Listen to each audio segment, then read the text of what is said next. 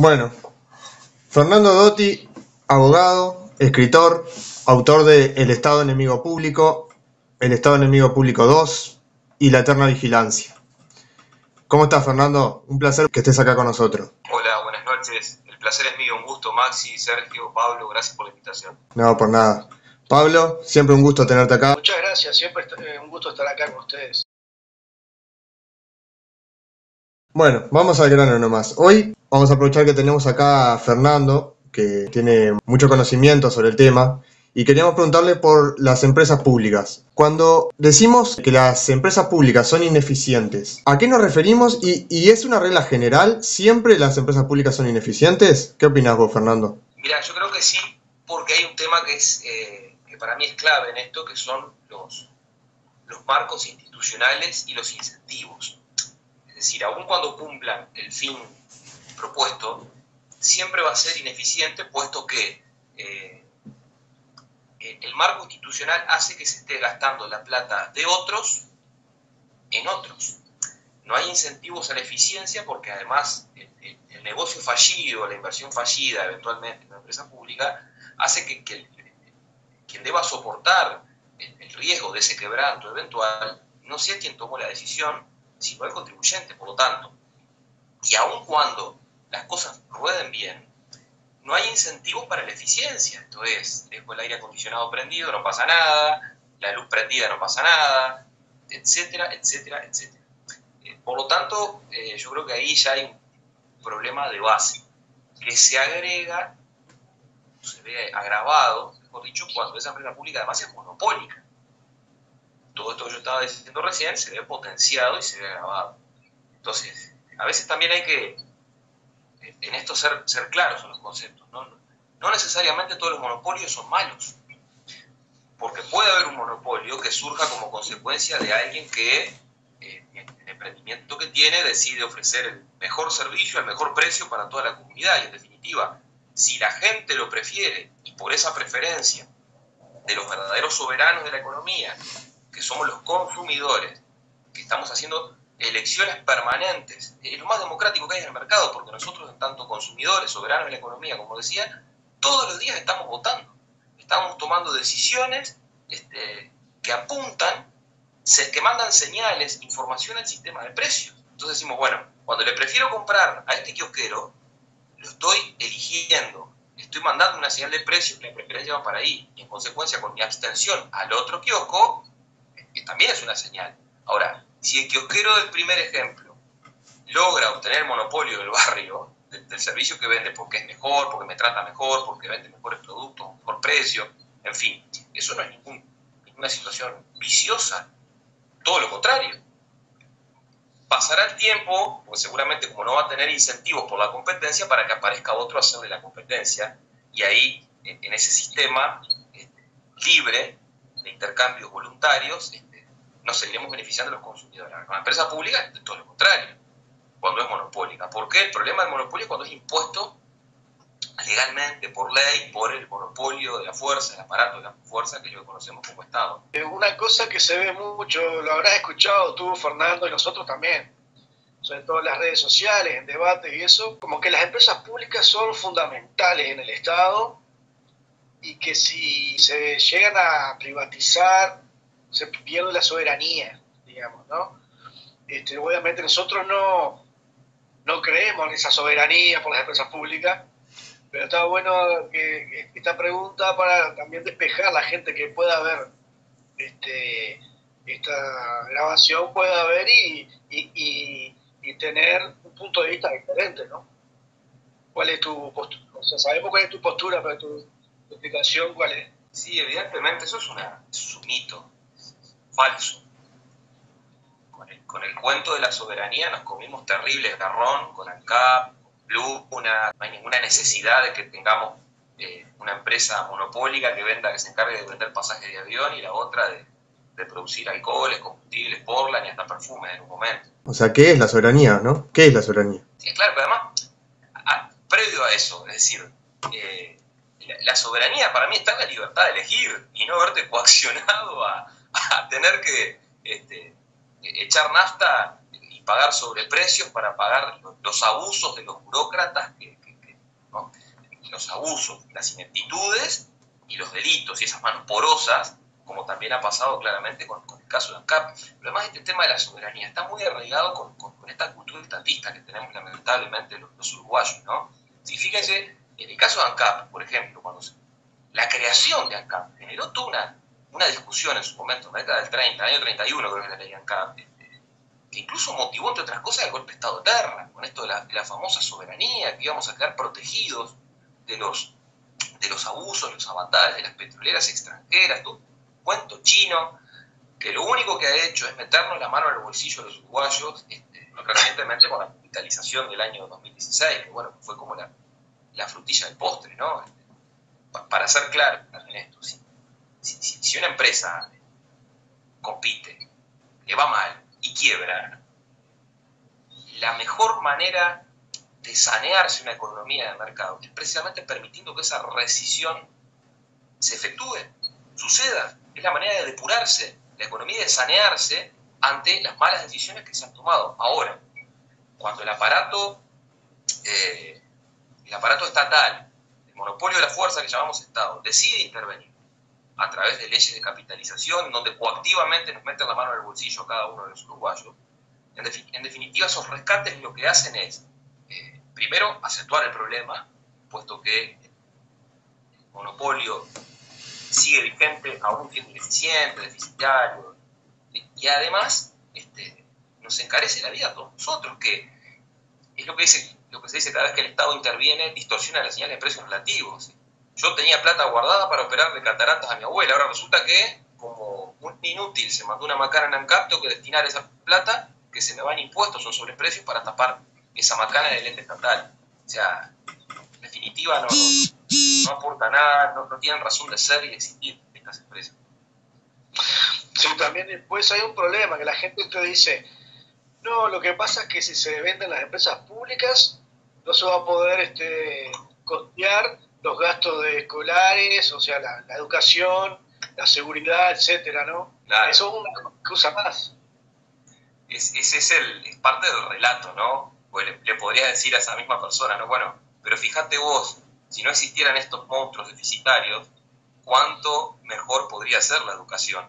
Que hay otro tema. Cuando hablaba de los marcos institucionales al comienzo, también vale para la educación, ¿no? Esto que tenemos que le llaman educación pública, en realidad es educación estatal, es adoctrinamiento estatal. Porque además, como si la educación privada no fuera para el público también. En definitiva, acá lo que hay son currículas estatales que generan adoctrinamiento. No me quiero ir del tema, pero digo, lo que pasa es que además están mal concebidas. Porque, ¿qué es lo que ha pasado con estas empresas públicas desde hace décadas? Se han transformado en agentes recaudadores encubiertos de impuestos, ¿no? Entonces, como no puedo subir los impuestos por un lado, por la famosa curva de Laffer, ¿no? Es decir, bueno, si me voy muy arriba, termino perdiendo recaudación, digo, y no es nada grato, y me quita votos. Entonces lo que hago es, bueno, por la vía del sistema de precios de las empresas públicas, recaudo, va a rentas generales y que siga la fiesta, ¿no? Del sector público, del sector político. Como decía al principio, hay muchas formas de gastar el dinero. Uno puede gastar su propia plata en uno, en donde va a medir la eficiencia del gasto, puesto que sabe lo que le costó. Puede gastar su plata en otros. Cuando yo te hago un regalo, por ejemplo, digo, bueno, trato de gastar lo menos posible y quedar de la mejor manera, al menor precio. Puedo gastar la de otros en mí, en donde ya la eficiencia, el control del gasto no va a ser tanto como al principio, y puedo gastar la de otros en otros. Eso es el Estado, ¿no? Las famosas empresas públicas es lo que Harding decía, que ahí se da lo que se llama la tragedia de los comunes. Lo que es de todos no es de nadie. Entonces, en definitiva, es un caldo de cultivo para campañas, carreras políticas de políticos sin ninguna formación. Yo tengo el caso de Sendik, en ANCAP, emblemático, fue, a diferencia de otros países en donde, a mí me gusta citar mucho Nueva Zelanda, por ejemplo, tienen empresas públicas también. Ahora, a partir de la gran reforma que hubo en la década del 80, se creó la figura de los Chief Executive, que son directores de empresas, que son tipos de carrera, preparados, llegan los mejores, no los premios consuelo de la política, y en donde además su sueldo está condicionado a cumplir con las metas y las expectativas propuestas. Fíjense ustedes qué diferencia, ¿no? En un marco de competencia, además. Pero bueno, hay un ejemplo que una vez yo le escuché decir a Axel Kaiser que me pareció muy bueno, cuando decía, bueno, mire, el Estado no somos todos, y las empresas públicas mucho menos. Si fueran de todos, yo podría en este momento decir, bueno, miren, me quiero salir, por favor, entréguenme mi cuota aparte de esta empresa, así me retiro, una suerte de proceso de cesación de condominio, ¿no? En lo que sería la esfera judicial. Pues eso no puede pasar, no es posible. ¿Y por qué? Y porque no son de todos. Son de los políticos, las empresas. Y hasta me atrevería a decir de los sindicatos. ¿Ah? Pero este ejemplo que yo decía, que decía, lo escuché decir a Axel Kaiser, que decía un periodista, bueno, ¿y usted le daría su plata a un tercero para que se la juegue en el casino? ¿Verdad que no? Bueno, eso es el Estado. Eso es lo que pasa con nuestra plata, ¿no?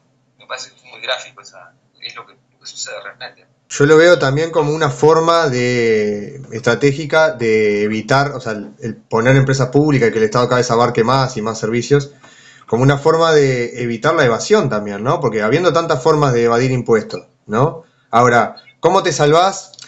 Para los que nos estén viendo de otros países, por ejemplo, acá en Uruguay, lo que es electricidad, agua, internet, es todo monopolio del Estado. Entonces, de ahí no zafás. O sea, si querés tener electricidad, querés tener agua, dependés del Estado. Entonces, ahí, los otros impuestos, capaz que tenés mil formas de evadirlos, pero de ahí no. Claro, pero es lo que te decía hace un rato. En realidad, técnicamente no son impuestos, ¿no?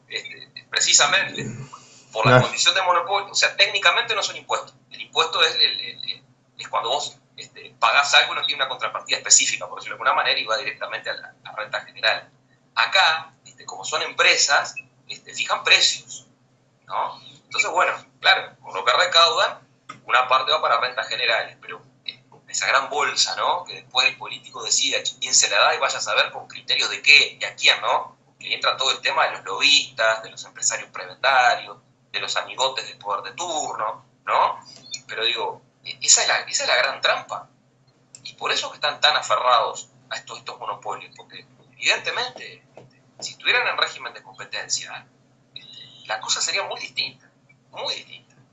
Y, obviamente, en beneficio nuestro, de quienes pagamos impuestos y de los consumidores, y en desmedro de los políticos, ¿no? Sergio. Sí, quería hacerle una. Si el Estado es necesario hoy en día y si es así, ¿cómo sería una gestión política dentro de un marco ético? Yo me defino como minarquista, es decir, no, a esta altura del avance de la sociedad, un mínimo de rol del Estado sería una suerte de mal necesario. Ahora, totalmente alejado de la vida de la economía del país, seguro. ¿Ah? Una suerte de Estado juez y gendarme, y alguna poquita cosa más. Entonces lo leí alguna vez de Ayn Rand, que hablaba de que es necesario tener el árbitro que pueda de alguna manera dirimir los conflictos entre los integrantes de la sociedad, ¿no? Es como un partido de fútbol, ¿no? Es decir, bueno, reglas de juego predeterminadas, que gane el mejor y que el árbitro no esté coimeado, ¿no? Y que simplemente se limite a respetar los derechos individuales de cada uno. El monopolio de la fuerza fue concebido, tomo como referencia a la Constitución de Estados Unidos, de los padres fundadores, me parece la revolución más espectacular que tuvo la humanidad en su historia, ¿no? Es decir, proteger la vida, la libertad y la propiedad, ¿no? A partir de marcos institucionales y con poderes limitados. Y punto. El gran problema, creo que de los liberales en general, clásicos, minarquistas, de quienes abogan por una sociedad sin Estado, creo que ha estado ahí. El fallo ha sido, sobre todo en el siglo XX, que fue cuando el Estado de Bienestar se expandió en demasía, fueron las fallas que tuvimos en limitar a la libertad, limitar los poderes del Estado. Creo que ahí ha estado el gran debe, y que es la batalla que tenemos que dar, ¿no? Sí, y en caso de la limitación, ¿en qué marco vos limitás al quien gobierna? ¿Quién controla al controlador? en este caso quien gobierna es el que dicta las normas, entonces, y es el que las hace cumplir. Ahora, ¿qué marco superior a esto? O sea, es el que controla, el controlador, controla el Estado. ¿Cómo evitar que no vuelva, o sea, que no sea como un pulmón? Se infla, se desinfla, se infla, se desinfla, entonces es como un círculo vicioso. Siempre va a pasar lo mismo, se achica el Estado, vuelve a crecer. ¿Cómo una idea para que no vuelva a ocurrir lo que estamos viviendo hoy, no? Sí. Es muy importante en esto, como paso previo necesario, dar la batalla cultural. Porque los marcos institucionales se van a generar a partir de que haya demandas de la gente que pida cosas distintas. Hoy la gente pide cosas gratis, pide Estado presente, ¿no? Entonces, Hayek decía que los políticos son como corchos en el agua, y el agua es la opinión pública, y el político va hacia donde lo lleva la corriente. Lo que la gente pide y demanda es lo que el político va a hacer. Este es su gran negocio, ¿no? Ahora, los marcos institucionales vienen a partir de esos cambios. Por ejemplo, en materia educativa, creo que hay que eliminar la currícula estatal. Debe haber libertad en la enseñanza. Si usted quiere poner mañana una escuela, un liceo que se quiere dedicar al tema de las artes, bárbaro. Otro que las ciencias duras, bárbaro. El conocimiento es un proceso evolutivo de constante ensayo y error. Nadie tiene la precisa. Y nadie mejor que cada uno de nosotros para saber cuáles son las necesidades de nuestros hijos en materia educativa. Nosotros sabemos mucho mejor qué es lo que nos conviene para un hijo que lo que puede decir alguien sentado en el Codicen, en mi caso a 300 kilómetros de distancia, que estoy en Fray Bentos. O sea, pero para eso hay que generar estados de conciencia. Ese sería para mí un cambio que sería radical, fundamental. A partir de ahí viene todo lo demás. Después lo otro, el marco institucional, lo que la civilización ha encontrado hoy día como límite al poder son las constituciones nacionales, ¿no?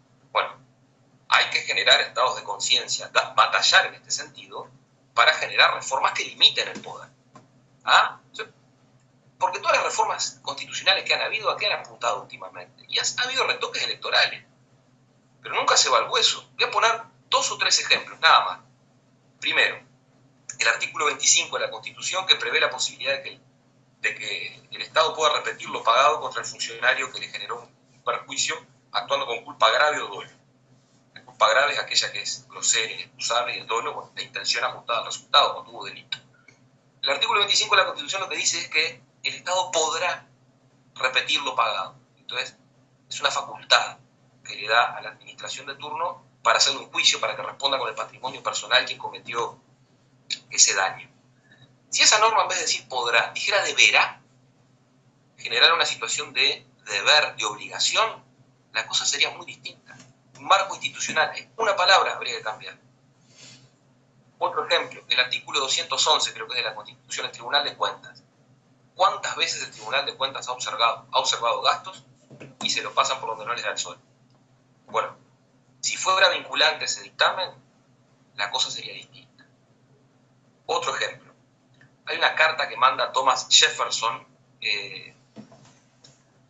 cuando estaba de embajador en París, manda al presidente de entonces, que no me acuerdo quién era, en donde dice, bueno, he leído nuestra primera Constitución, elogiándola, dice, una sola cosa si pudiera, le agregaría. Y es la prohibición, mediante la Carta Constitucional, para que los gobiernos se puedan endeudar por encima del mandato que les corresponde. Eso sería una limitante, pero brutal, puesto que haría disminuir enormemente nuestro gran drama, si tengo que elegir uno de los grandes problemas que tenemos, el déficit fiscal. Gastar más de lo que nos ingresa. Eso se genera a partir de marcos institucionales. Ahora, para eso decía, hay que generar mucha conciencia. Marcos institucionales que permitan además liberar recursos, ¿no? Para que los ciudadanos nos podamos...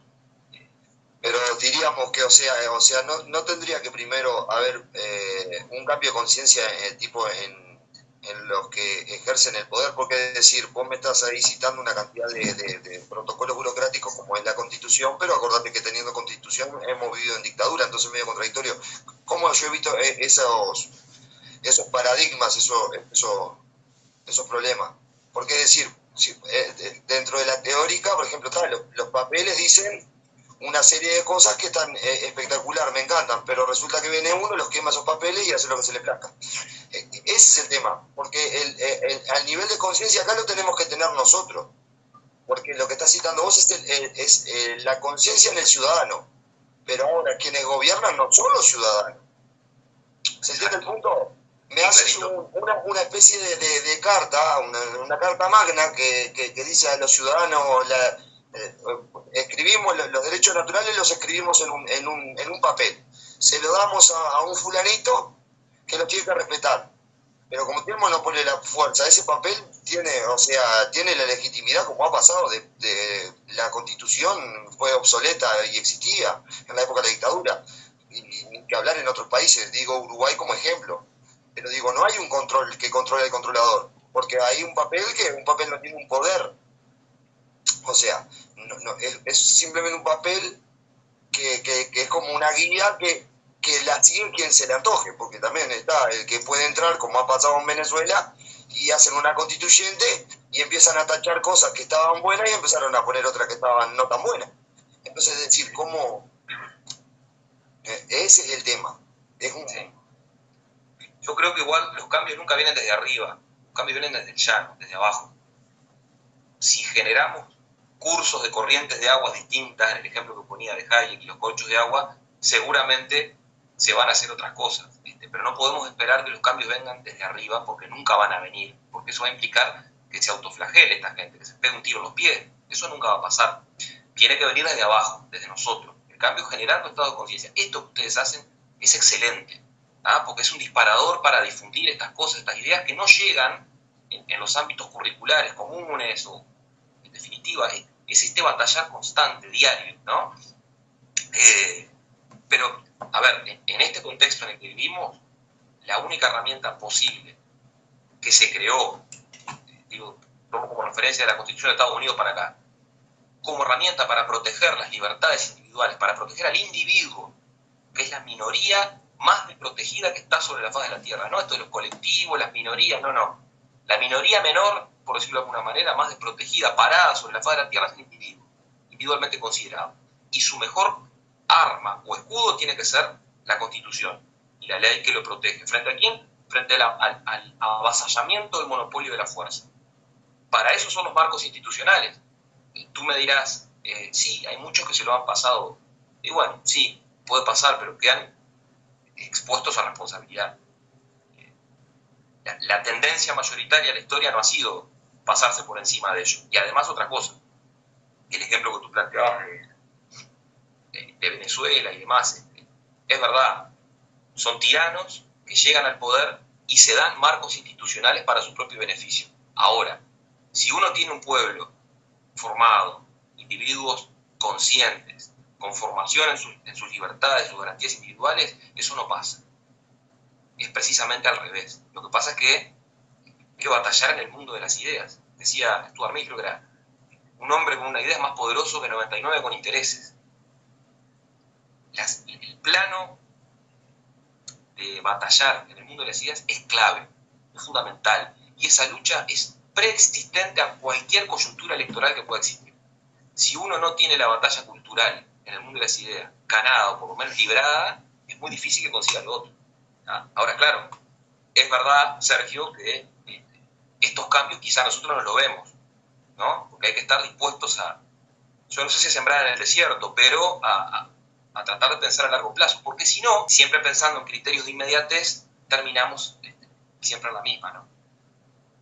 Igual es atendible el punto que tú planteas y es difícil, muy difícil. Hay una cosa en la que coincidimos, creo que todos nosotros, que es la batalla cultural es fundamental, y lo que determina el rumbo de una determinada comunidad o país, ciudad, lo que sea, es la cultura que hay en ella. Obviamente un tipo como Nicolás Maduro o Chávez nunca hubiese podido ser presidente de Suiza, porque los suizos están mucho mejor preparados de lo que están los venezolanos. De hecho, en Suiza hubo un plebiscito por si querían poner el salario básico universal, y los suizos votaron que no. O sea, es una cuestión cultural. obviamente. Ahora, no es un poco, tal vez, te lo digo, no como una crítica, sino como para reflexionar, ¿no? No es un poco ingenuo creer que cuando una persona tiene poder, no va a querer aumentar ese poder. Por ejemplo, vos hablabas de que el juez no sea coimeado, ¿no? ¿Es posible que el juez no sea coimeado? Va a venir una persona con plata y en vez, por ejemplo, no sé, una empresa grande, no voy a decir nombres por las dudas, pero una empresa grande de estas millonarias, multimillonarias, ¿no?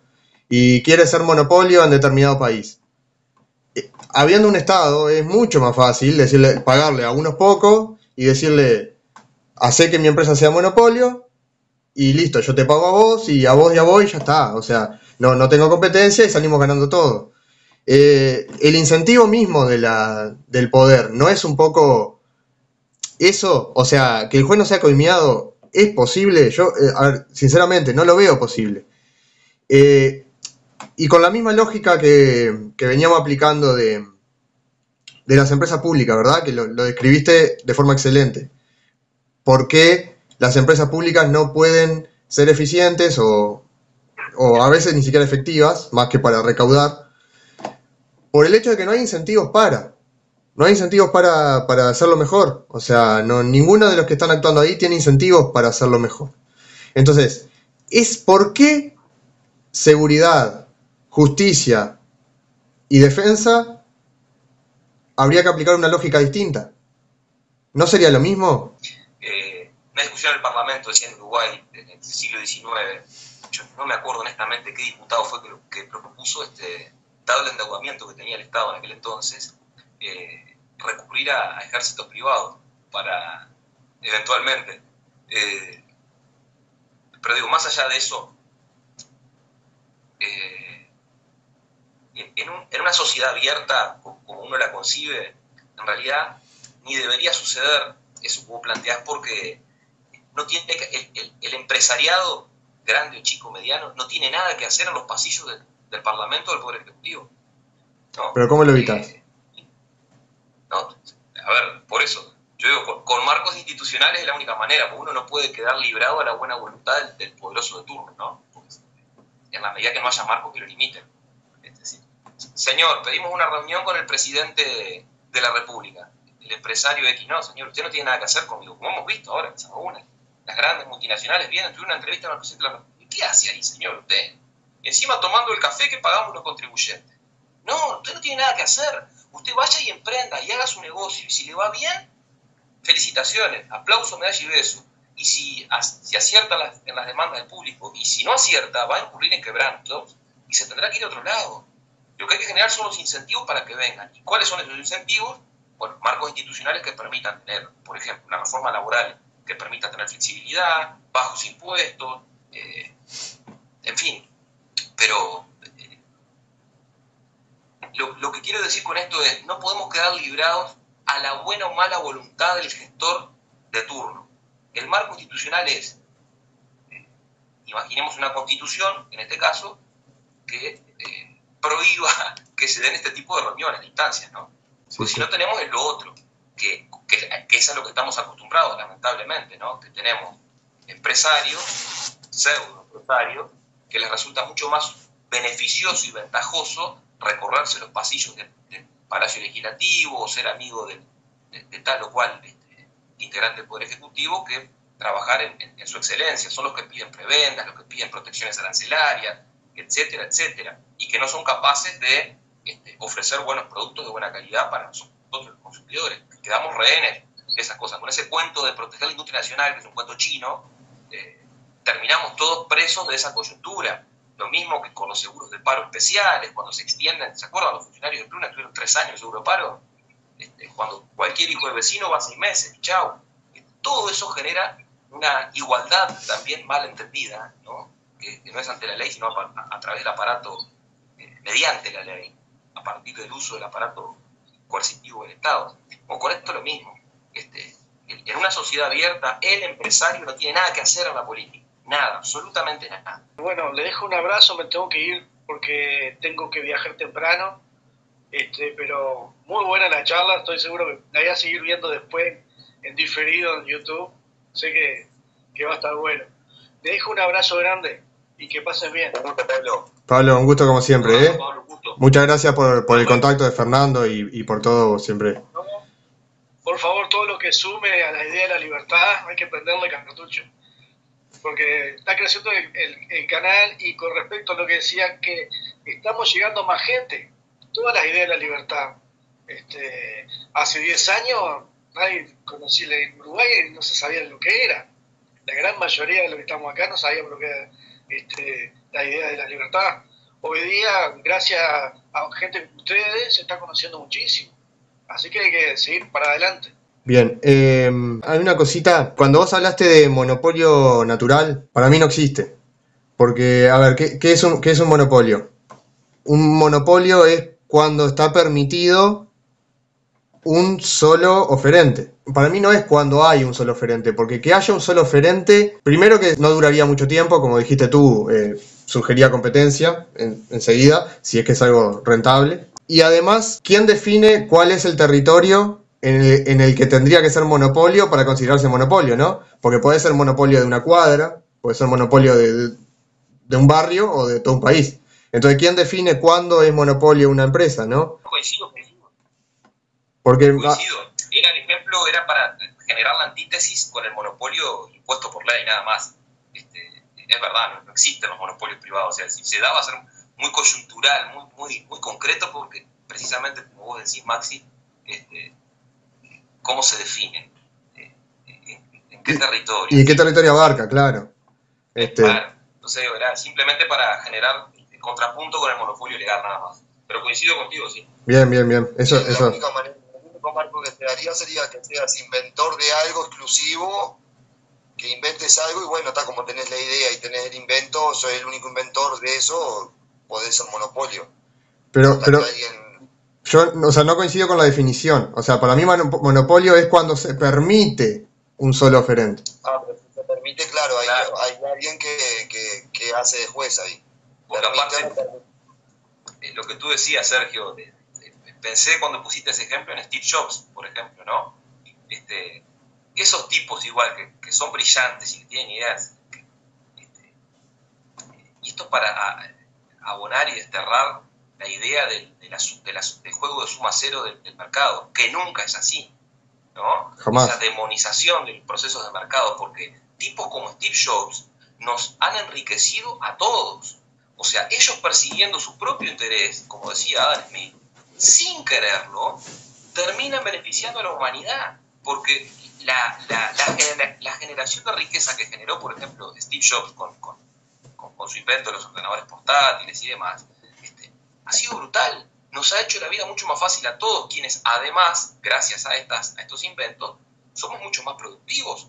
Estos son lo que se conocen como las tasas de capitalización, que son instrumentos de capital que permiten obtener un mayor rendimiento, y eso hace que haya un crecimiento del capital invertido en una sociedad y por ende generación de más trabajo, con mayores salarios, etcétera, etcétera, etcétera.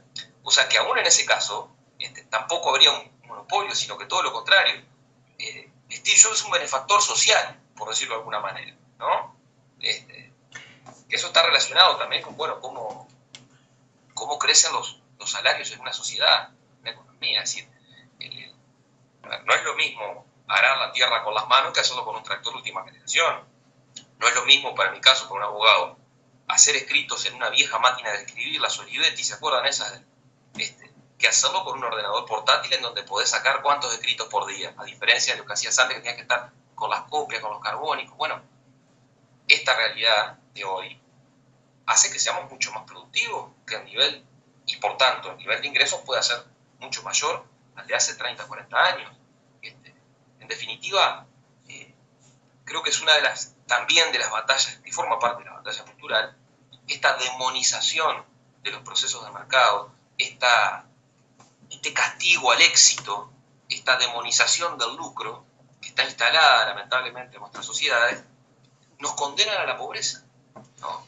En donde si uno ve a alguien que le va bien y progresa, lo primero que se le dice es, bueno, a ver, ¿cómo hacemos para sacarle plata a ¿Cómo lo matamos impuestos? Para que no se te despegue mucho, porque ahí viene el otro núcleo otra gran falacia que es la igualdad, ¿no? ¿Qué es igualdad? ¿Qué es preferible? ¿Una sociedad desigualmente rica o una igualitariamente pobre? Venezuela es una sociedad igualitaria, la miseria, ¿no? Nueva Zelanda es desigualitaria, claro, pero el tipo más pobre en Nueva Zelanda tiene más ingresos que cualquier trabajador de clase media de Venezuela. Entonces, la igualdad tiene que ser ante la ley, y punto. Todo lo demás implica que haya lesiones de derechos de alguien para, en esa falsa idea del socialismo de mercado, que es un disparate, puesto que se confunde los criterios de producción y distribución como si fueran dos cuestiones antitéticas cuando son las dos caras de la misma moneda, ¿no? Yo quiero hacer énfasis en algo que dijiste que está muy bueno, que es el capitalismo, o si no te gusta, o si no a la gente no le gusta la palabra capitalismo, el libre mercado o el mercado, es tan bueno que hace que vos, sin hacer nada, puedas ser más rico. Por ejemplo, cuando salieron cuando sale un celular nuevo, por ejemplo, ¿no? De última tecnología o lo que sea, los precios de los celulares anteriores bajan. Entonces vos, con tu mismo dinero, podés comprar más cosas. Y vos no hiciste nada. Vos no hiciste Te nada. lo resumo en una frase esa idea. Los lujos de hoy son las necesidades de mañana. Lo que hoy es un lujo, un iPhone última generación, mañana el precio va a haber bajado tanto, producto de la masificación y la imitación de la idea de negocio, que cualquiera lo va a poder comprar. Va a pasar a ser una necesidad. Hace 20 y pico de años tener un celular era un lujo. Hoy es una necesidad, ¿no? Exacto. Me parece que va por ahí. Claro. Porque a veces piensan que, no sé, que con el libre mercado cada vez tendrías que trabajar más para conseguir más cosas. En realidad es al revés. En realidad el libre mercado apunta. Si vos ves, por ejemplo, a ver, nosotros dos, como ya habrás visto, somos anarquistas, no defendemos a ningún Estado. Pero no hablando del Estado, sino de la economía de los países. En Suiza hay un montón de gente que trabaja 4 horas. Pero un montón de gente que trabaja 4 horas. Porque no precisan trabajar más y no quieren trabajar más. En cambio acá, en estos países, la gente, ¿cuántas horas trabaja? 9 horas, 8 horas mínimo. Pasa que el gran problema de que no tengamos tasas de capitalización altas en estas regiones es precisamente el intervencionismo estatal, que distorsiona el sistema de precios permanentemente, y eso hace que haya consumo de capital, con la consiguiente pérdida de empleo, caída de salario real. El Estado debe correrse de la economía. Y ahí está el gran problema, en donde hoy este sistema tan proteccionista, por ejemplo, en materia laboral, este Estado tan grande, que la única manera que se financie con impuestos, esto es, el Estado no te da nada que antes no te haya sacado. Entonces, para los que piden cosas gratis, obviamente, esto es como decía Bastiat, la gran ficción, ¿no? Por la cual todo el mundo quiere vivir a expensas de todo el mundo. Claro. El Estado no produce. Claro, exactamente. Entonces, pero este sistema de hoy lo que hace es al emprendedor, a estos servidores sociales, a los buenos emprendedores, no a los que están en convivencia con el poder de turno, ¿no? Los obligás a volar por debajo del radar.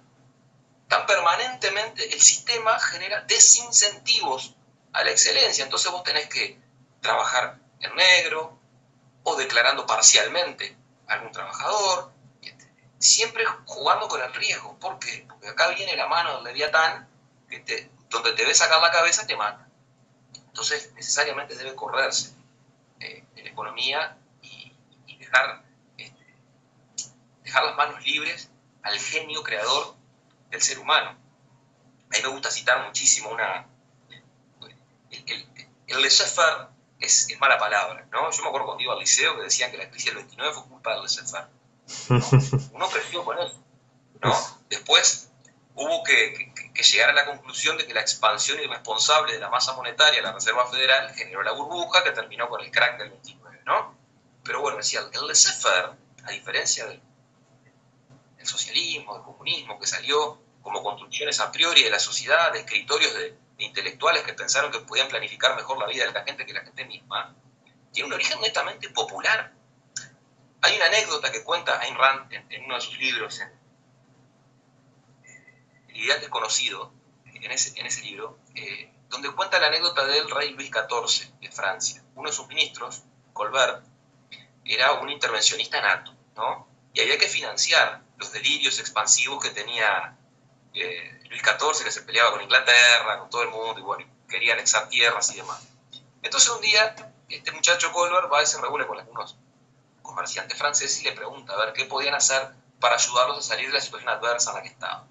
Y hay un comerciante de nombre Legendre que le responde, laissez nous faire, algo por el estilo.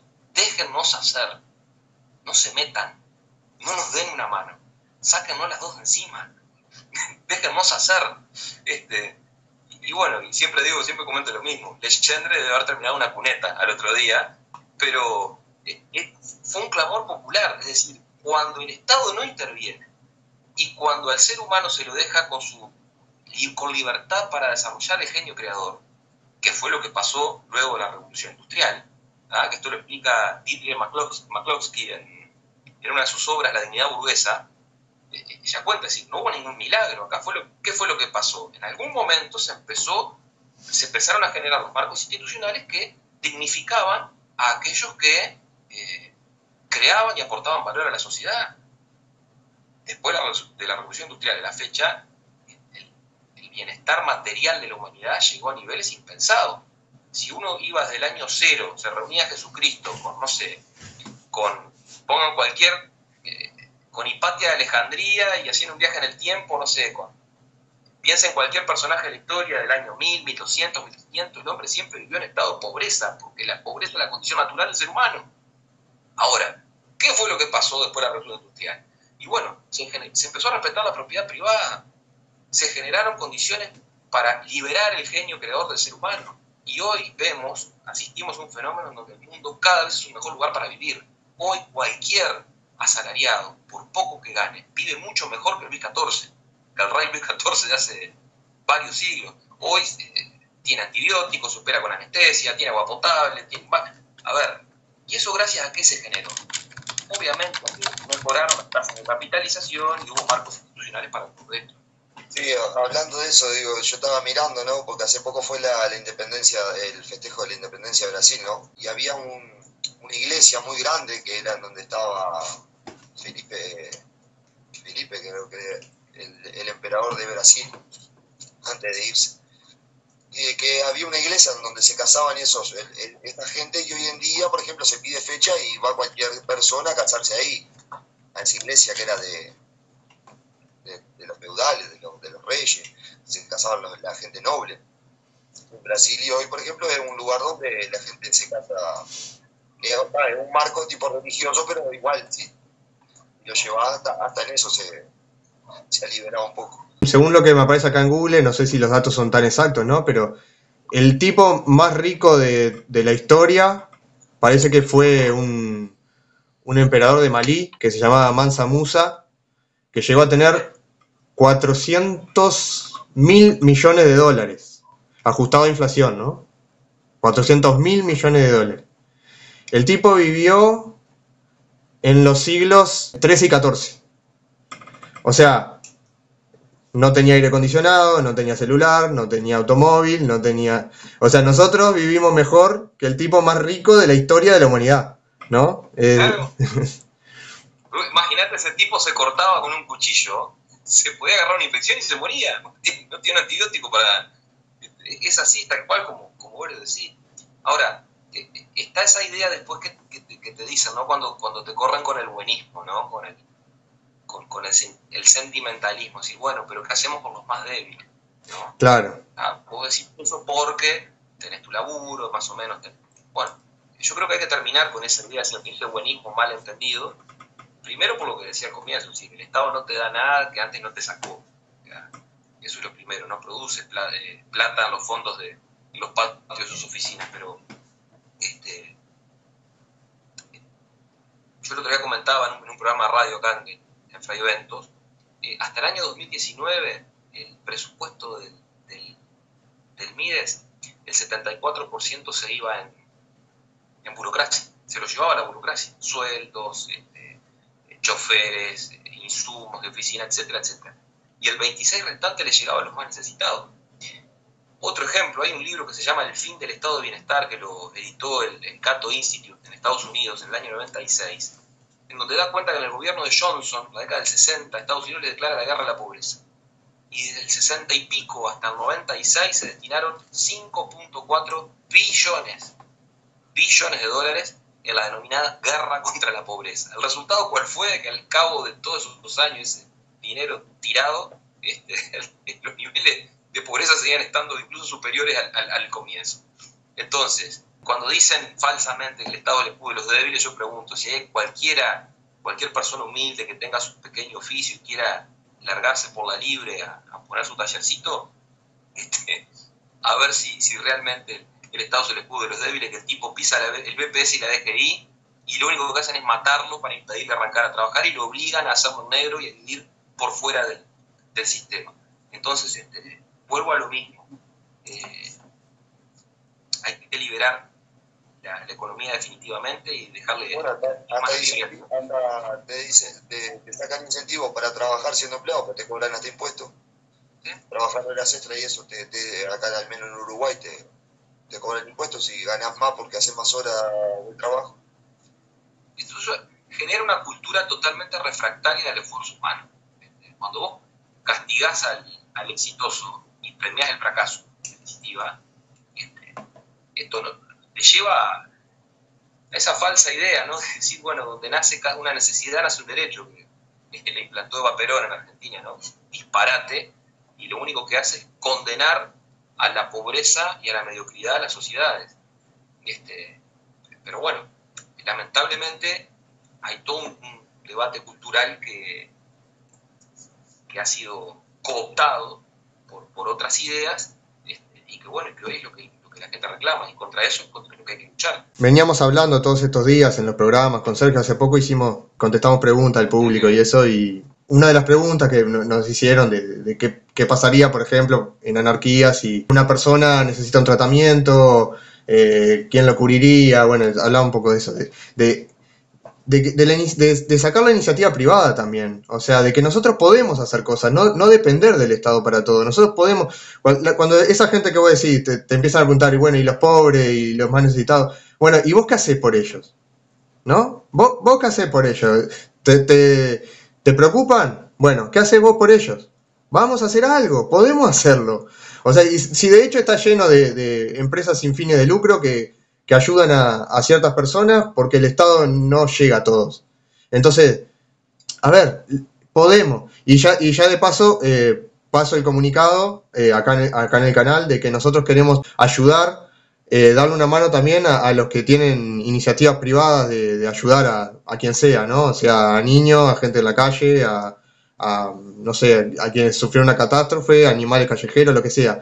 Queremos incentivar también a personas que se dediquen a eso, a que si quieren venir al canal a contar lo que hacen, lo puedan contar, y si necesitan que les hagamos propaganda o algo totalmente gratuito, les pasamos también, porque es nuestra forma de colaborar con la iniciativa privada voluntaria y bueno, de ayudar, ¿no? Porque podemos ayudarlo, o sea, podemos hacerlo nosotros, no necesitamos al Estado que esté detrás de cada pobre, detrás de cada enfermo, detrás de cada, ¿no?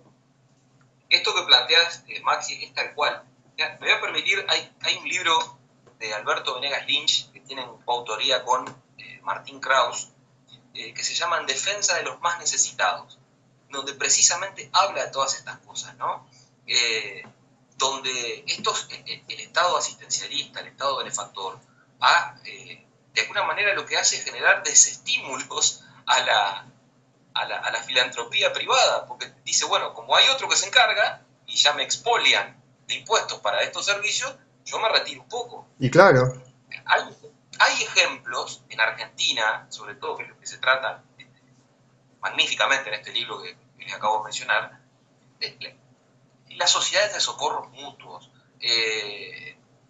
pero un sinfín de hospitales, cuestiones que salían desde la esfera privada, como decía, ahora no me acuerdo los nombres de la multiplicidad de asociaciones, organizaciones, de gente que tenía cuestiones en común y que servían como socorro para la desventura de algunos de sus integrantes, ya sea por la pérdida de empleo, por la muerte familiar, por situaciones de enfermedad. Es decir, existió un mundo antes en donde el Estado no hacía todo, ¿ah? Y sin embargo, por ejemplo, el caso argentino es claro, es evidente. Argentina pasó de ser un país de bárbaros hasta la Constitución de Alberdi, del 53, para después pasar a ser potencia mundial. El peso argentino competía con el dólar hasta la década del 20. Y sin embargo, ¿qué fue lo que pasó? ¿Y qué había ahí? ¿Había estado presente? ¿Había estado bienestar? No, definitivamente no. Y sin embargo, bueno, la historia después ya la sabemos. El golpe fascista del 30, crearon el Banco Central en el 35 con capitales mixtos, después estatizó en el 45 y de ahí para acá la historia es recontra conocida, ¿no? Pero la filantropía en un orden liberal es muy relevante. De hecho, en un orden liberal clásico, platista, la presencia del Estado en tal sentido es subsidiaria del privado. Hay en las cartas que escribió José Pedro Varela en 1868, cuando andaba por Estados Unidos, que lo conoce Sarmiento, que estaba de embajador de Argentina en aquel entonces en Estados Unidos, que tuvo la ocasión de estar mucho tiempo instruyéndose para después aplicar lo que fue su reforma aquí. Él manda cartas acá contando de que había ido con la idea de que la sociedad norteamericana era una sociedad muy egoísta, muy individualista, con esa cuestión peyorativa del individualismo, cuando en realidad es algo totalmente antitético, ¿no? Y sin embargo había quedado sorprendido con la predisposición del ciudadano estadounidense para asistir a sus congéneres cuando están en situaciones desventurosas. O sea, lo que pasa es que yo siempre digo, los gobernantes, los políticos, esta suerte de megalomanía mentirosa que aplican, ¿no? En su discurso hacen creer que quienes criticamos estos sistemas somos seres insensibles, mala gente, cuando uno después advierte que, por ejemplo, todos estos que hablan de la salud pública, de la educación pública, mandan a sus hijos a colegios privados, se atienden en mutualistas privadas cuando no en el extranjero. Es una contradicción flagrante, aberrante, y sin embargo, pero bueno, por eso digo, la batalla cultural es muy importante en estos temas, ¿no?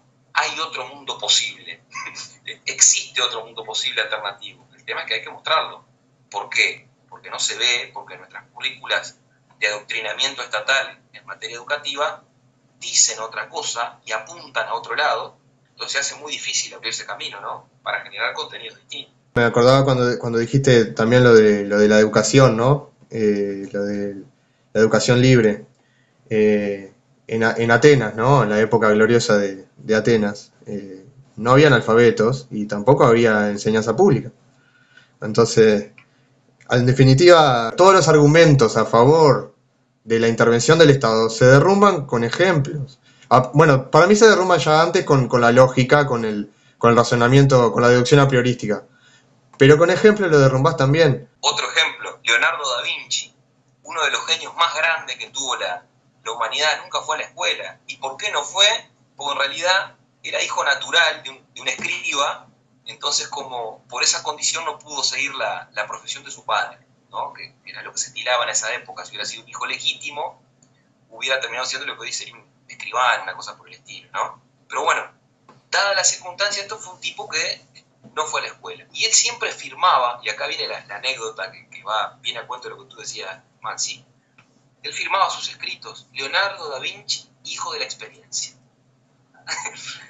Y bueno, y a las pruebas me remito después de lo que fue. O sea, porque nadie tiene la precisa en materia educativa. Como decía, es un proceso evolutivo, abierto, que como decía Popper, en la sociedad abierta a sus enemigos, las verdades o las cuestiones que tenemos como válidas hoy son corroboraciones meramente provisorias, que están siempre sujetas a refutación. Ese es el espíritu liberal. Permanentemente estamos, esto no quiere decir que caigamos en el relativismo, ni mucho menos, pero estamos abiertos a nuevos horizontes, sentados a la punta de la silla, en estado de ebullición permanente.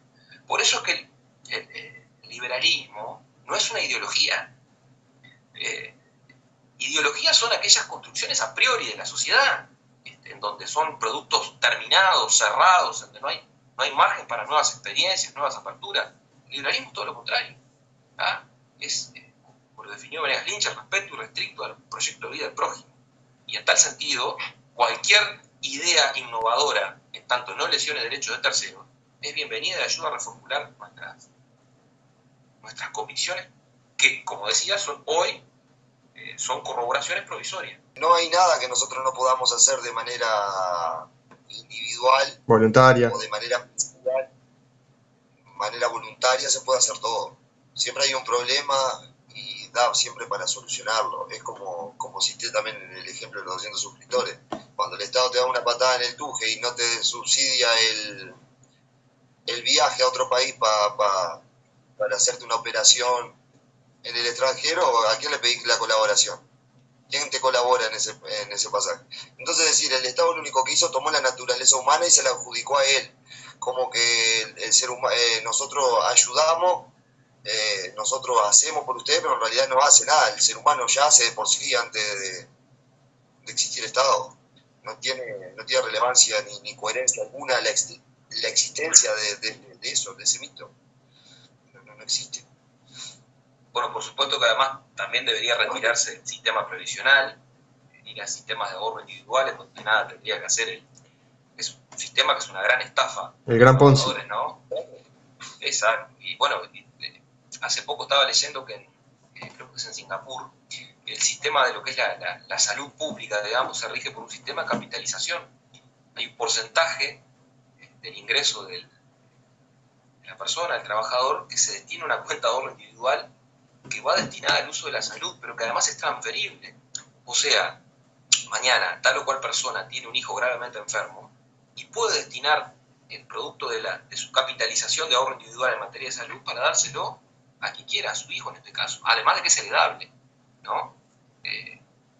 Por eso decía, siempre hay alternativas y no necesariamente tenemos que caer en ese gran pattern familias que todo lo puede y todo lo soluciona. Es como una suerte de deidad, ¿no? Cuando uno le pregunta a alguien, ¿qué es el Estado? Dice, no, es ese ente que anda por ahí. A ver, el Estado son los políticos, no somos todos. Claro. Nosotros somos, lo que somos todos es el mercado. Exacto. Ahí sí somos todos. Exacto. Porque si no, hoy existe la idea que el mercado son 5 tipos de traje y corbata, lucubrando en torno a una mesa cómo nos van a jugar la vida. Yo también creo que está ese dilema de está mal visto el mercado, porque para mi punto de vista, ¿no? Porque es como yo lo veía cuando arranqué, ¿no? De tipo a conocer el mundo. Vos ves al mercado como esas personas de corbata que dirigen empresas y lo único que hacen es hablar de plata. Entonces vos decís, solo hablan de plata, pero yo estoy jodido de hambre, pero en realidad después uno se empieza a profundizar. Y en realidad el problema en sí no son los locos de corbata, sino el intervencionismo del Estado, que hace que ciertas personas de traje y corbata tengan más o menos, ¿entendés?, coacción en el mercado de X lugar. Entonces vos le empezás a tener cierto repudio a esa gente de traje y corbata, y capaz que son tremendas empresas multinacionales que vienen a tu país y hacen cualquier desastre, ¿no? Pero después vos pensás que todos son iguales y te la agarrás con el pequeño empresario que tuvo suerte, en 2 generaciones hizo un microemprendimiento acá y ya vos creés que es un burgués asesino, pero el loco laburó y el padre le heredó la zapatería y está haciendo zapatos y está haciendo un peso. Y entonces ya como que se generaliza porque, bueno, está como que gracias al intervencionismo del Estado, el dinero o la manera de obtener el capital ya es malo. Ya si estás obteniendo hasta capital ya es inmoral. No, es inmoral cuando vos vas a tener un emprendimiento y le den ciertos privilegios para que vos aflores y tengas ciertas libertades económicas para poder comprar políticos y poder comprar acomodo, que eso hace que otras personas no se beneficien. Yo creo que viene por ahí. Eso no es libre mercado, eso es mercantilismo. Eso es capitalismo. Exactamente, pero es a lo que voy. Cuando la gente, lo que pasa es, acordate, somos opuestos, diríamos, en el tema de que uno es de derecha y el otro de izquierda, y la idea es tipo encerrarse y ver, hablan de mercado todo el día y no sé qué, y no ven la realidad. Pero tipo, la idea a veces es tipo sentarse como cuando hablamos es para que sea abarcativo, que cada persona entienda de lo que se trata, ¿no? O sea, que lo vea uno, que lo vea otro y sea entendible. ¿Qué es el mercado? ¿Cómo funciona? Claro, en mercantilismo sí hay Estado, entonces no existe el mercado. Nunca existió el mercado. de cierta manera, se está hablando de algo que no existió, pues si siempre existieron estados, el mercado nunca existió entonces.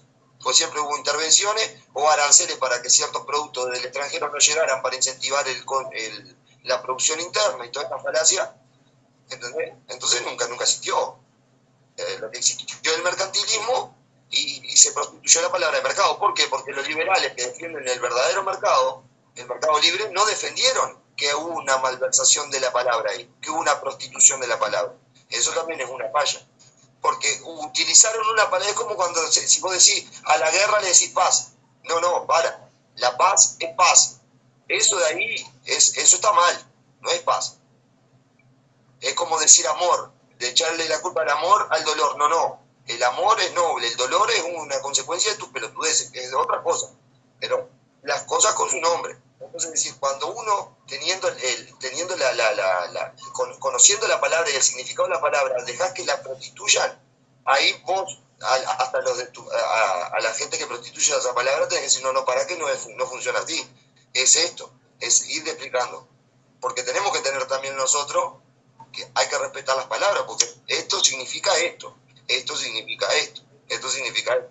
Entonces, pues si no, después hace una sopa de letras que al fin en cuenta pasan 100 años y no sabemos dentro de 100 años qué se va a llamar mercado o a qué se le va a llamar mercado, al mercantilismo. Entonces el mercado real ya deja de existir porque ahora porque pasan 100 años y el mercado del que estamos hablando es el mercantilismo.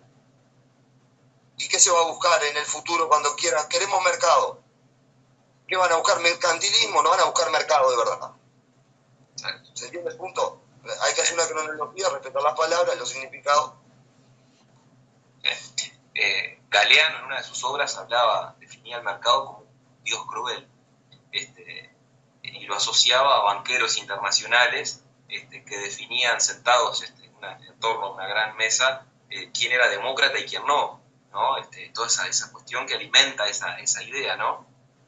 Precisamente cuando, más allá de la excelencia de su arte gramatical y de su pluma, que era muy bueno, pero él también recibía los beneficios del mercado cuando percibía cuantiosas sumas por derecho de autor, ¿no? Entonces, claro. En definitiva, el funcionamiento de una economía de mercado es tan complejo y tan simple a la vez, porque es la acción humana, no la voluntad humana, que no es lo mismo, es la acción humana, como lo decía Mises. Y es como cuando uno sube a andar en bicicleta, se despliegan un montón de leyes químicas, físicas, biológicas que no podemos explicar, simplemente sabemos andar en bicicleta. Bueno, con el mercado lo mismo. Entonces, cada vez que estamos teniendo elecciones y abstenciones de comprar en tal lado y no comprar en otro, premiamos y castigamos y estamos mandando señales al sistema de precios. Punto. Que ahí es donde son las señales que van a servir para después reasignar eficientemente los derechos de propiedad, puesto que, como todos sabemos, los recursos son siempre escasos y las necesidades ilimitadas. Esa es la primera regla de la economía. Y la primera regla de la política es olvidarse esa primera regla de la economía también, ¿no? Pero bueno. Ahora que citaste los banqueros, por ejemplo, ¿hasta qué punto es correcto el banco? Porque cómo trabajan los bancos genera inflación. No nos olvidemos de esto, ¿no? La reserva fraccionaria. ¿No? Sí, creo que vamos a coincidir en esto que quisiéramos una sociedad sin banco central, ¿no? Acá, sin duda. A mí me gusta poner siempre el ejemplo argentino. Cuando fueron potencia mundial, no tenían banco central. Y desde que tienen banco central a la fecha, le han robado 13 ceros a la moneda. 13 ceros. Han tenido 9 planes económicos, todos han fracasado, han tenido crisis cada 7 años y medio, en promedio, desde entonces a la fecha. O sea que esa no fue la solución. No debería existir. ¿Y por qué no debería existir? Porque el Banco Central, cada vez que interviene, puede hacer 3 cosas. Definir a qué tasa expandir, a qué tasa contraer, o dejar inalterada la base monetaria. Pero en cualquiera de los 3 casos, va a estar mandando señales distorsivas al sistema de precios relativos. ¿Y qué es lo que va a generar? Consumo de capital. ¿Y qué es lo que va a generar? Pérdida de empleo y pérdida del poder adquisitivo del salario. Por lo tanto, no tiene nada que hacer un Banco Central en una economía. Pero además agrego que sería, además de beneficioso de la eliminación de los bancos centrales, también eliminar el sistema de reserva fraccional que existe. Claro. de los bancos, ¿no? Porque es lo que permite emitir dinero irresponsablemente. Si uno se piensa que porque tiene $10.000 en el banco, esos $10.000 están ahí, pero en realidad, cuando hay un sistema de reserva fraccional, pongamos del 10, del 20%, no sé, en realidad el banco tiene la obligación de mantener solo el 10% de la plata que yo puse ahí, y el resto anda circulando y se volvió a prestar, y esos 9.000 que prestaron, porque el 10 quedó en la reserva, después van a tener que retener solamente el 10% de esos 9.000. Y eso es lo que genera las burbujas y todos los problemas que todos conocemos. Ahora, si hubiera un sistema de reserva al 100%, los bancos estarían obligados a tener respaldo y no habría problema de las corridas bancarias y no tendría que intervenir después el Estado, inyectar plata para el Estado, sacándonos la plata coactivamente a nosotros, ¿no? Porque cuando dicen, el Estado hace un esfuerzo. No, señor, el Estado no hace ningún esfuerzo.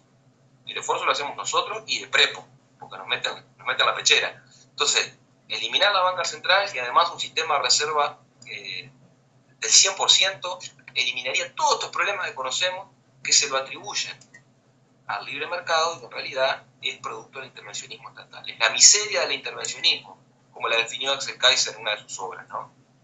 ¿Cómo se será ineficiente, por ejemplo, hablando de mercado, y si será ineficiente el dinero fiat, que salió Bitcoin y salió las monedas virtuales de manera privada y que son realmente eficientes? ¿Y qué es lo que ha pasado? Las han salido a prohibir, las han bombardeado, ¿no? Precisamente. ¿Y cuál es la moneda que se va a tener que usar si no hay banco central? Bueno, la que la gente elija. Exacto. Punto. ¿Ya está? No, porque además, ¿La contra el gato?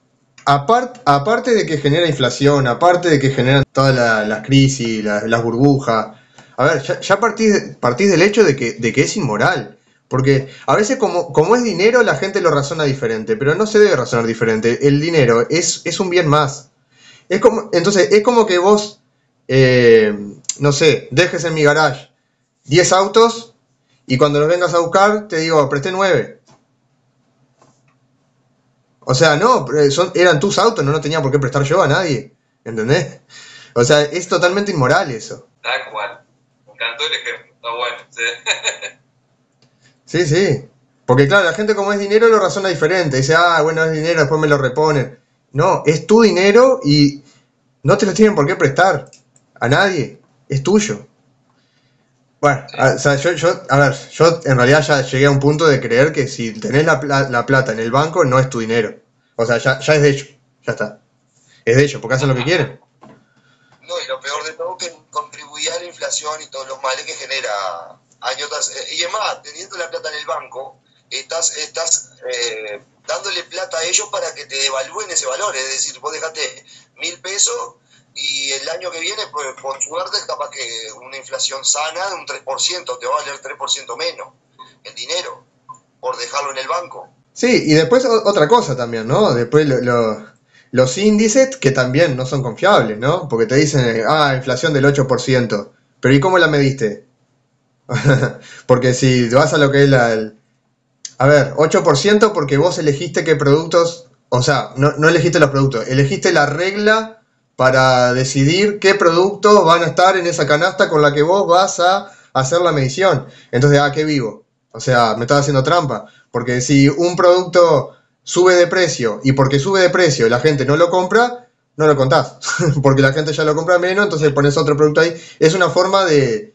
Es un timo. Claro, es una manipulación, como que, o sea, consumen más un producto, pero a veces consumen más un producto porque el producto que ellos quieren consumir está más caro. Exacto. Entonces pasa a ser necesidad, no pasa a ser necesidad, pasa a ser prioridad porque el otro que quiero comprar es más caro.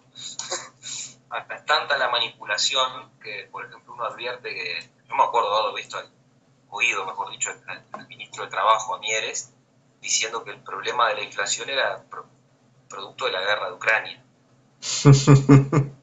No tiene nada que ver. Pero sin embargo, esas son las excusas absolutorias, ¿no? Para tratar de intentar tapar el sol con la mano. Lo que hay que hacer es apretar el botoncito que diga stop a la maquinita de imprimir y punto.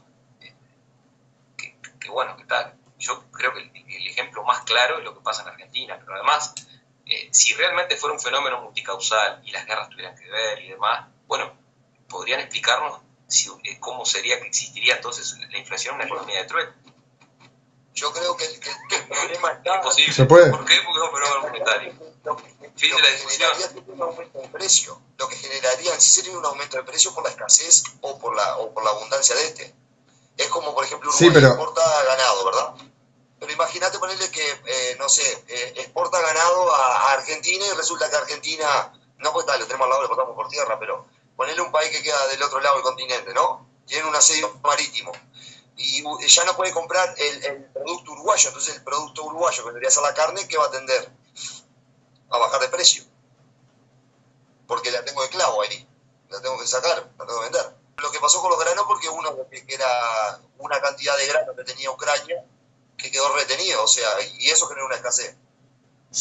ojo, porque si no hubiera inflación monetaria, la gente teniendo la misma cantidad de dinero, y si un producto hay más y por tanto es más barato, o sea, digamos, la gente va a necesitar menos dinero para ese producto, pero le va a sobrar más dinero que lo va a gastar en otro producto, y por tanto, Lo que pasa es que le están llamando inflación a un aumento o una baja de precio natural, que es por oferta y demanda. Que llaman inflación. Que eso es un aumento del precio del producto por oferta y demanda, nada más. claro, pero Puede causar esa falta, a eso ese iba. aumento de oferta y demanda. A eso iba, que en realidad le están llamando inflación a algo que no es, porque te subió un producto pero te bajó otro. La verdadera inflación es la emisión monetaria. Punto. Esa es la inflación. Claro. Totalmente. Es así. Lo que pasa es que Otro punto interesante, Sergio, ahí, y era el tema de, bueno, de los productos que vienen y salen de un país a otro, ¿no? Acá también con el cuento de las balanzas comerciales favorables, se ha creado un mito, ¿no? De que la economía sería saludable, estaría saneada a la medida que exportemos más que importemos. Y eso no es así. De hecho, al revés. Es al revés. El fin de todos nosotros, a mí me gustaría comprar todo lo que puedo sin tener que vender nada, mi trabajo a cambio. Pero bueno, esto no puede ser. Entonces, son las dos caras de una misma moneda. Cuando uno exporta, hace que ingresen dólares, que a su vez simultáneamente está favoreciendo la importación y viceversa, ¿no? Cuando ingresan dólares, el tipo de cambio baja y el inversa sube. Entonces son dos caras de una misma moneda, y se retroalimentan. Lo mismo que con las protecciones arancelarias, la prohibición del famoso 0 kilo a la frontera. Yo vivo en Frevento, estamos cerquita de Gualeguaychú acá, y es todo un drama. Y el 0 kilo, una medida que además es ilegal. En Brasil, yo vivo acá en la frontera también en Chubut. Un tipo allí del lado brasilero, viste, no me acuerdo cómo es, un intendente, diríamos. Vino acá a la frontera, con los comerciantes, y que iban a denunciar a Uruguay, como quien dice, ¿por qué? Porque por el Mercosur tenés máximo $500 para gastar. Que podés pasar, por ejemplo, productos uruguayos, acá lo frío, pueden gastar máximo los brasileños $500 y el Brasil le permite pasar $500. Pero resulta que en Uruguay vos no podés pasar del lado brasilero, gastar esos $500 porque la aduana te lo retiene. ¿Se entiende el punto? O sea, dentro de la ley del Mercosur, Uruguay no la está respetando. Sí, tal cual. Ahí tenés dos fenómenos, ¿no? Por un lado, decir, comprar siempre al precio más barato está, creo que, en la esencia de la conveniencia de cualquier ser humano, ¿no? Eso ya lo decía Adam Smith. Pero tenés el otro punto, además, que son las protecciones arancelarias, ¿no? Y está relacionado con lo que hablábamos de las prebendas que piden ciertos grupos de presión, ¿no? Según la capacidad de lobby que tengan. Y qué importantes son las demandas de la gente, porque yo me acuerdo cuando se estaban abriendo las fronteras, un partido político de la coalición recogió un guante y enseguida, primero, la reacción de los comerciantes organizados, ¿cuál fue? No, protéjannos porque ahora van a venir productos de acá y no vamos a poder vender, etcétera, etcétera. Y ya ahí salió un partido político haciendo un proyecto de ley donde había una tarjeta fronteriza para los ciudadanos de determinados lugares que compran con un 20% y subsidio encubierto, más de lo mismo. Cabildo abierto creo que era que lo había propuesto, que al final no fue si fue ley o no, pero la propuesta llegó al Acá lo que hay cerca de la frontera es con el combustible, que tenés creo que un 20 hasta la Coronilla, por ejemplo, que son 30 kilómetros. 30 del subsidio. Subsidio ahí, un 20%. Exacto. Pero además yo quiero decir otra cosa al respecto, decir, bueno, pero se crea ese otro mito de decir, pero la gente se va y se lleva la plata para afuera. Eso no es así. Imagínense, supongamos que tenemos 1.000 pesos para ir al supermercado acá, y con 1.000 pesos hacemos un tiro y nos quedamos sin nada. Ahora, si te vas a Gualeguaychú, lo mismo que compras con 1.000 acá, gastás 200 allá. ¿Eso qué implica? Que a vos te van a quedar 800 pesos en tu bolsillo que los vas a poder reasignar en la economía local y destinar a otras cuestiones, o ya sea al ahorro y para eventualmente después tener alguna inversión o para reformar tu casa, con lo cual vas a dinamizar, vas a reasignar factores productivos a la economía o al consumo, te lo estás saliendo a cenar con tu familia, en fin, pero nunca existe tal cosa como decir la plata se va y no queda nada acá, es al revés. Pero además, pareciera que hay gente que come billetes, se viste con billetes, no sé, se refugia con billetes, porque, o sea, ¿de qué te sirve? O sea, lo que te sirve es lo que compras con esos billetes. O sea, lo importante es que entren cosas, que entren objetos, que entren bienes y servicios. Eso es lo importante, ¿no? Si son más baratos y de mejor calidad, ¿por qué le voy a prohibir a la gente de tomar esa decisión? Pero bueno, son de las cosas que hay que batallar, porque están instalados otros conceptos, y ahí está el tema, que son los hegemónicos, ¿no? Por ejemplo, el contrabando, diríamos, ¿no? Que le decimos en Uruguay el bagallo, ¿no? Para controlarlo, ser un poquito crítico y decir, ¿cómo tomar como ejemplo, ¿no? Porque a veces está bueno eso, ¿cómo están yendo para comprar del otro lado y nos compran acá en Uruguay? Y si bajamos los impuestos, baja el precio del producto y la gente no tiene que salir, no sé. Ahora, fíjate vos otra cosa. Los políticos me deben poner tanta tranca que dejar de afanar un poco, ¿no les parece? Ahora vos ves a un político bajando en el aeropuerto cuando viene de algún viajecito internacional y las bolsitas de los duty free vienen cargaditas, ¿eh? O sea, con la ajena no hay problema. Más de lo mismo, más de lo mismo. Una vez me acuerdo que me hicieron esta pregunta y dije, qué buena pregunta, no, en el momento no la supe contestar. ¿Por qué un político prefiere sacarle, pongo números de ejemplo, ¿no? El 60% a un pueblo pobre que sacarle el 10% a un pueblo rico que él mismo estaría ganando mucho más? ¿Por qué? Porque, a ver, a lo que voy. Si bajaran impuestos, la economía crecería y ellos mismos estarían mejor. ¿Por qué prefieren cobrar más y hacer pobre a la gente que cobrar menos en porcentaje cuando eso les implicaría vivir mejor ellos también? Creo que la respuesta va por acá. Cobrar el 60 en el ejemplo que tú manejás, Maxi, implica que hay un Estado muy grande. Si hay un Estado muy grande, hay más oportunidades para los amigos, para los hijos, para la amante, para el hijo del amante, y eso tiene a la gente comiendo de la mano. Entonces, la pobreza yo creo que es el gran negocio de los políticos. Aman tanto a los pobres que los multiplican. Lamentablemente es así. Es mucho más fácil tener a la gente dependiendo de un plan, por ejemplo, o de las dádivas del gobernante de turno, que dejar librado que no dependan de uno. Exacto. Porque ahí lo que tengo en el fondo son votos cautivos. Me parece que esa es la explicación. Sí. Puede haber algunas otras razones, pero si me preguntás, me apurás, me tirás el gato arriba de la mesa, esa es mi respuesta. Sí, no, yo opino lo mismo. Cobrar pocos impuestos sería una forma de que la gente se empodere y que incluso puedan llegar algún día a decirle al político, no te necesito. Exactamente. En cambio, si vos le cobras... No quise utilizar ese término porque es muy progre. Por eso lo pensé, te juro. No, pero sí. No, broma. Fernando, ¿te habían entrevistado a anarquistas alguna vez? No, es la primera. Es la primera vez, vamos. Yo al menos me contuve para no hacer preguntas. Al principio tenía ganas de... Pero igual tiene una bombita bastante interesante. Sí. No, pero estuvo muy bueno. Ayuda estos ejercicios de generar los contrapuntos, ayuda a pensar y a crecer. He leído literatura libertaria anarquista, digamos, a Rothbard, que me parece brillante. Sí. El Manifiesto Libertario de Rothbard es una obra que cualquier liberal que es el presidente debería leerla. Pues uno puede tener sus contrapuntos y demás, pero hacia una nueva libertad, así se llama el libro. El Manifiesto Libertario, que es del año 70 y pico, 73, 78, creo. Obra sumamente recomendable en donde, Rothbard propone policía privada, arbitrajes privados para el tema de los diferentes de la justicia y demás. Está muy bueno, o sea que me encantaría tener una sociedad algún día así. Pero bueno, nada más que lo veo lejano. por ahora. Sí, lejano sí, pero bueno, no hay que darse por vencido, aunque nosotros no lo veamos, ¿no? Capaz que ni nuestros nietos, pero bueno, vamos a pelear por eso.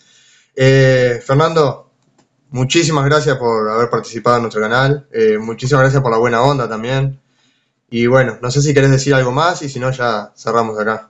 No, gente, el agradecido soy yo. Muchísimas gracias por esta instancia. La verdad que me sentí muy cómodo, la disfruté mucho. Los felicito por lo que están haciendo. Sigan con esto, que me parece que contribuye y mucho a la batalla cultural que tenemos que dar. Así que les mando un fuerte abrazo. Muchas gracias. Un placer. Gracias a ti por tenerte acá, Fernando. Gracias. Chau, chau. Un abrazo. Pasen bien.